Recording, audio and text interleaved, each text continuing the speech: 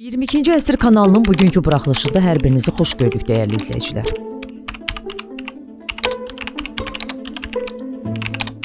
İrəvan Azərbaycanla sülh müqaviləsi layihəsinin mətninin təsdiq edildiyini elan etdikdən sonra Ermənistanda bu yöndə geniş müzakirələr başlayıb. Ermənistan mətbuatında bu məsələ ilə bağlı müxtəlif versiyalar səslənir.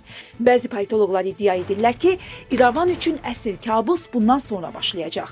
Hürriyet qəzeti mənbələrinə istinadən yazıb ki, Əliyev nə dəhliz məsələsindən, nə konstitusiyanın dəyişdirilməsindən, nə də Azərbaycanlıların Ermənistana və anklavlara köçülməsi ideyasından əl çəkmir. Parlamentin son qapalı iclaslarından birində Nikol Paşinyan komandasına bildirib ki, Əliyev Kərkini, eləcə də Qazaxın anklav olan 3 kəndini tələb edir. Yerkrapah təşkilatının sədri, Komünist Partiyası İdarə Heyətinin üzvü Sasun Mikayelyan qapalı iclasda Paşinyana sual verib. Kərkini Arsvaşenlə, başkəndlə əvəz etmək olmazmı? Aydındır ki, Kərkinin alınması ilə Sünik və Vayodsk, Zorun, Dərələyəzin Ermənistanın qalan hissəsi ilə əlaqəsi kəsiləcək. Paşinyan bu sualdan hiddətlənib. Siz məni cinayətə sövq edirsiniz, mən Ermənistan Respublikasına məxsus ərazi ilə bağlı birtərəfli qərar qəbul edib, öz imzamla Arsvaşeni Azərbaycanın tərkibinə necə verə bilərəm? Nəşr yazıb.